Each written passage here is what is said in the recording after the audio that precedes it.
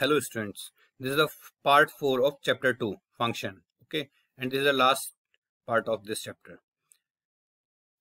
In our previous 3 lectures we have studied different types of functions, built-in functions, modules. In modules we have completed random and mathematical functions. Okay, now this lectures we will discuss user defined function. Okay, now start.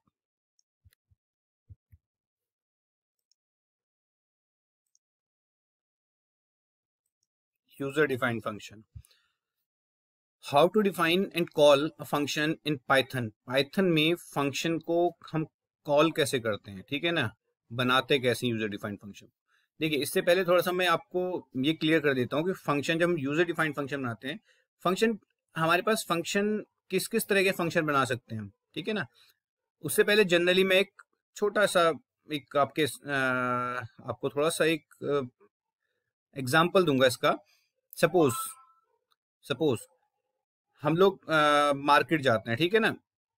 Market गए हम, बहुत सारे हमारे पास methods होते हैं. जैसे suppose करो हम मार्केट गए, ब्लैंक मीन्स कुछ भी लेके नहीं जा रहे मार्केट में, ठीक है ना, और रिटर्न बिल्कुल ब्लैंक आए.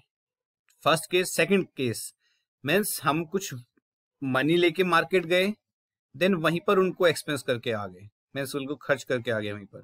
थर्ड केस, हम कुछ मनी लेके गए, उसने कुछ परचेजिंग की, देन उसको रिटर्न वापस घर लेके आए. तो 3 केसेस बनते हैं. तो ऐसे यूजर डिफाइंड फंक्शन के अंदर हम इन तीनों केस को डिस्कस करेंगे, क्या होते हैं केस. ठीक है, चलिए देखो. इसमें कह रहे हैं user defined Python function is created और defined by the def statement. यहां पर अगर हमें अपना फंक्शन बनाना है तो उसके लिए हम डेफ, ठीक है ना, डेफ कीवर्ड का यूज करेंगे. कि ये डी यहाँ पे स्मॉल आएगा, डेफ और फंक्शन का नेम लेंगे. देन उसके बाद पैरामीटर्स के अंदर, अगर आपको ये ऑप्शनल है, पैरामीटर्स के अंदर आपको पैरामीटर रखने हैं कि नहीं रखने, यहीं पर सारा काम स्टार्ट होता है. देखो, ठीक है, चलिए आगे चलते हैं, फिर देखते हैं इसको. चलिए, example of user defined function in shell mode. चलिए, ये मैंने फंक्शन बनाया है, डेफिनेशन फंक्शन डेफ, ठीक है ना. फंक्शन 1, एक फंक्शन बनाया मैंने फंक्शन 1 के नाम से, FUC1 के नाम से. और ये देखो पैरेंथेसिस लगाए मैंने. पैरेंथेसिस क्या होते हैं हमारे, पैरेंथेसिस, ठीक है ना, ये पैरेंथेसिस है हमारे. ब्रैकेट स्टार्ट, ब्रैकेट क्लोज को बोलते हैं पैरेंथेसिस. इससे ये पता लगता है कि ये जो फंक्शन 1 है ये क्या है, फंक्शन है, यूजर डिफाइंड फंक्शन है. ठीक है, ठीक. तो ये इसको बोलते हैं फंक्शन की डेफिनेशन. देखो मैंने इधर दिया है फंक्शन डेफिनेशन. फंक्शन डेफिनेशन का मतलब होता है फंक्शन की कोडिंग कर रहे हैं हम यहाँ पर, ठीक है ना. यहाँ पर फंक्शन की डेफिनेशन का मतलब ये नहीं कि थ्योरेटिकल आपको डिफाइन करना है उसको. फंक्शन डेफिनेशन का मतलब है कि हम ये जो फंक्शन बनाया है फंक्शन 1, इसकी कोडिंग कर रहे हैं, ठीक है. फिर हमने देखो यहाँ पर इसकी कोडिंग करी, देन उसके बाद हमने यहाँ पर लिखा फंक्शन 1 और पैरेंथेसिस लगा है. जैसे ही एंटर करेंगे ऑटोमेटिक क्या होगा, हमारा इंटरप्रेटर ये फंक्शन 1 के अंदर जो भी कोडिंग होगी उस कोडिंग को रन कर देगा. ओके, तो ये इसे बोलते हैं फंक्शन कॉल या फिर इन्वोक. कॉल या फिर इसको हम बोलते हैं इन्वोक, ठीक है. इन्वोक, दोनों. इन्वोक का मतलब भी कॉल करना ही होता है, इन्वोक, ओके. चलिए, ठीक. ये मैसेज, अब ये मैसेज आपका ये आउटपुट हो गया आपका, ठीक है. मैसेज क्या हो गया हमारा, आउटपुट हो गया. क्लियर. तो ये फंक्शन की डेफिनेशन मतलब कोडिंग की है हमने, फंक्शन को कॉल किया है, कॉल करने के बाद हमने क्या किया, इसको आउटपुट प्रिंट हो गया हमारा, ठीक है. तो देखो फर्स्ट क्या होता है, जैसे ही हम यहाँ पर हमने फंक्शन 1 को कॉल किया तो हमारा इंटरप्रेटर यहाँ से जंप करके यहाँ चला जाता है इसके पास. वो देखता है कि फंक्शन 1 कहाँ है, उसे फंक्शन 1 यहाँ मिला, यहाँ चला गया. और जैसे ये चलता है तो इसके अंदर आके जो भी इसके अंदर की कोडिंग होगी उस कोडिंग को रन कर देगा. ठीक, चलिए next. Second example same function की डेफिनेशन,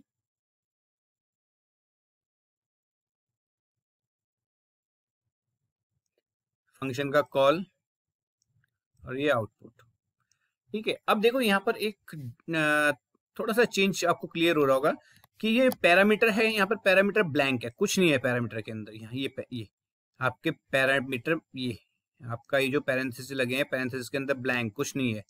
तो इसका मतलब जब हमारा इंटरप्रेटर यहाँ से जंप करके आपका इस फंक्शन के पास जाएगा, ऐसे इस फंक्शन के पास गया, तो यहाँ से पैरामीटर में कुछ नहीं है, तो इसका मतलब यहाँ से कैसे जाएगा, ब्लैंक, कुछ भी लेके नहीं जा रहा है, ठीक है ना। जब कुछ भी लेके नहीं जाएगा, ठीक है ना, और तो यहाँ पर हमने यहाँ भी पैरामीटर नहीं है, अगर यहाँ से कोई भी वैल्यू लेके जाता तो हमें उस पैरामीटर में उसको रिसीव करना पड़ता, ठीक है। कैसे करेंगे आगे देखते हैं। देखो अब जैसे ही यहाँ से जंप करके गया तो ये मैसेज प्रिंट हो गया। सेकंड केस देखिए, सेकंड केस में फंक्शन की डेफिनेशन, एरिया फंक्शन लिया हमने, फंक्शन की डेफिनेशन, चलिए ये फंक्शन की कॉलिंग, फंक्शन की कॉलिंग, ठीक। अब यहाँ पर फंक्शन की कॉलिंग में जब कंपाइलर आपका जंप कर, सॉरी इंटरप्रेटर जंप करके आपका यहां से यहां जंप करके जाएगा, क्योंकि हम कॉल कर रहे हैं फंक्शन को, तो जंप करके वो यहां गया, तो ये क्या करेगा, यहाँ पर दो वैल्यू लेके जा रहा है। देखो दो वैल्यू लेके जा रहा है, 3 और 5।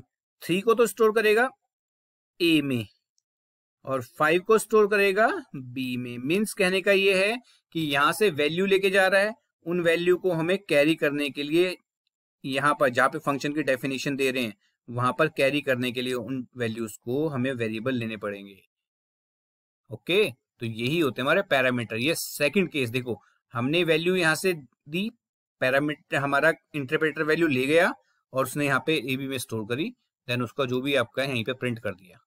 ओके, मैंने बताया था ना, मीन्स हम मनी लेके गए मार्केट में, वहां पर हमने उसको क्या किया, एक्सपेंस में खर्च कर दिया, उसको कुछ भी घर लेके नहीं आया। मीन्स सपोज हमने कोई चीज परचेज करी, वहीं पर उस चीज को हमने क्या किया, कोई भी सपोज आपका हमने पार्ट कहीं पर जाना है, कुछ मटेरियल ऐसा लिया, वहीं पर उसको फिनिश करके आ गए, ठीक है ना, कुछ भी रिटर्न नहीं आया। तो वो यही वाला केस है। मीन्स यहाँ से इंटरप्रेटर वैल्यू लेके गया, उसने वैल्यू स्टोर करी यहाँ पर और उसको प्रिंट करा, देन आउटपुट जो भी आपके आउट, ठीक है।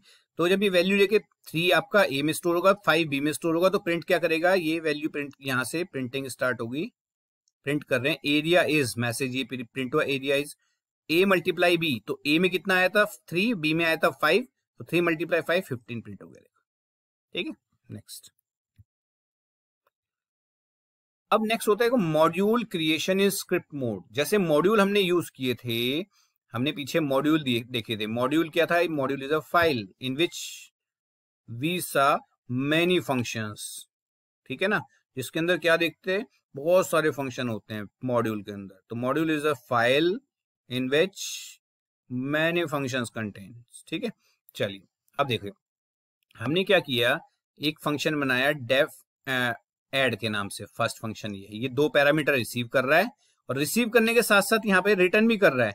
ये क्या कर रहा है, इन दोनों को रिटर्न कर, रिटर्न का मतलब क्या है कि जहां से हमारा कंपाइलर, जैसे सपोज करो हम यहां से जंप करके यहाँ पर आए, इंटरप्रेटर आया हमारा, उसने क्या किया, जो भी वैल्यू आई उन दोनों वैल्यू को प्लस करके वापस ले गया। वो मीन्स कहने का क्या है कि वैल्यू लेके आया और यहाँ फंक्शन ने क्या किया, उन वैल्यूज को कैलकुलेट करके उसको वापस भेज दिया वैल्यू देके, ठीक है। जैसे सपोज करो कई बार कुछ आइटम्स ऐसे होते हैं, हमने घर पर कुछ आइटम लिए, देन उनको मार्केट ले गए, मार्केट में उनको कंपाइल किया, ठीक है ना, और उसको फिर घर लेके वापस आ गए, ठीक है। तो रिटर्न वाला केस, ठीक है। तो यहाँ पर भी थर्ड देखो, difference A B, value receive हो रही है, देन उसको क्या कर रहा है, रिटर्न कर रहा है कैलकुलेट करके। वैल्यू रिसीव हो रही है, उनको कैलकुलेट करके रिटर्न कर रहा है। तो हमने 3 फंक्शंस बनाए, ठीक है। अब क्या करेंगे, क्या करें, these function receiving parameters and also written value, value return कर रहे हैं, ठीक है। अब हमने क्या किया, इस फाइल को हम सेव करेंगे, जैसे हम स्क्रिप्ट मोड में सेव करते हैं ना, फाइल पर गए, देन सेव किया, इस फाइल को सेव कर दिया। सपोज हमने कैलकुलेटर के नाम से, कैलकुलेटर कह रहे हैं, देखो first we will create a program with function in script mode and save the file, file को सेव कर लेंगे, किस नाम से, कैलकुलेट के नाम से। तो ये कैलकुलेट हमारा क्या बन गया, मॉड्यूल बन गया। कैलकुलेट क्या बन गया, मॉड्यूल बन गया कैलकुलेट।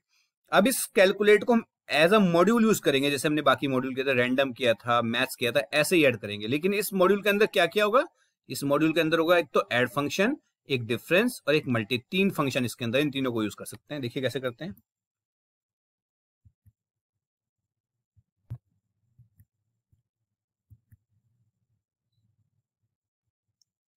देखिए यहाँ पर हम शेल मोड में आ गए, ठीक है ना। शेल हमने क्या लिखा, जैसे हम पहले भी लिखते थे कि इंपोर्ट कैलकुलेट, कैलकुलेट हमने एक फाइल बनाई थी कैलकुलेट, फिर मैं लिख रहा हूँ कैलकुलेट का ऐड फंक्शन कॉल करे और वहां पर 4 5 पास कर दे, तो 4 चला जाएगा आपका ए में फंक्शन में जो था फंक्शन, और 5 चला जाएगा बी में, और दोनों ऐड होके क्या आएगा आपका 9, तो 9 वहां से रिटर्न होके आएगा और वो 9 आपका ये प्रिंट हो गया। देखिए ऐसे ही कैलकुलेट डिफरेंस, तो ये आपका 6 जाएगा ए में,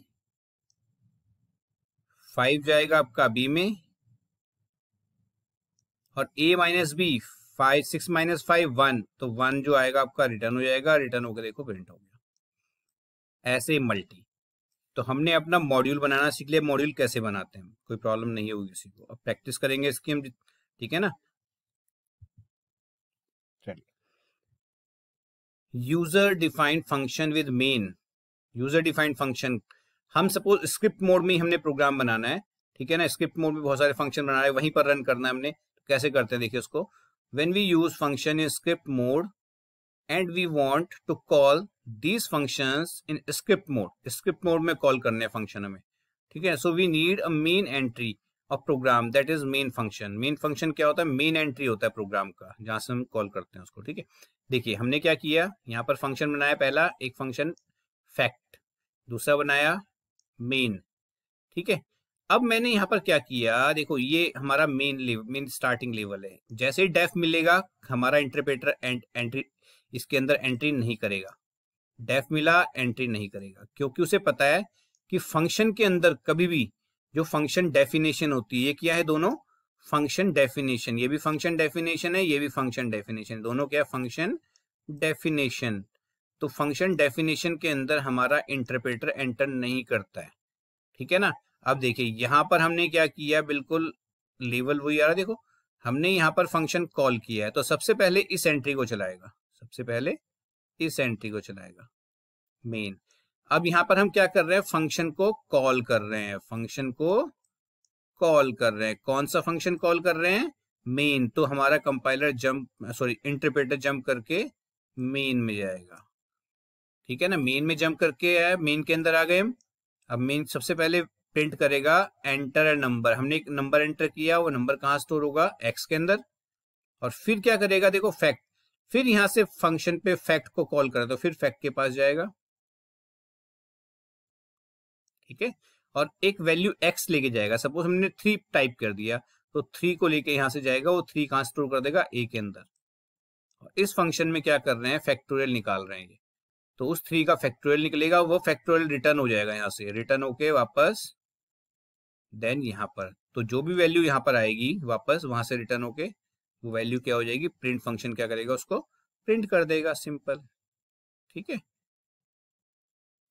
चलिए अब इस प्रोग्राम को जब भी रन करेंगे हम, प्रोग्राम को अगर रन करते हैं हम, तो रन करते हमारा क्या होगा, इसमें देखो मेन फंक्शन कॉल होगा, मेन जो भी आपने मेन लिखा है कॉल हुआ, मेन के अंदर एंट्री मिली, देन यहाँ से फंक्शन को कॉल किया, यहाँ से जंप करके फंक्शन के पास जाएगा, देन इसको कैलकुलेट करेगा, कैलकुलेट करने का रिटर्न होकर जो वैल्यू आएगी यहाँ पर उस वैल्यू को प्रिंट कर देगा, ठीक है। आउटपुट देखते हैं इसका, देखिए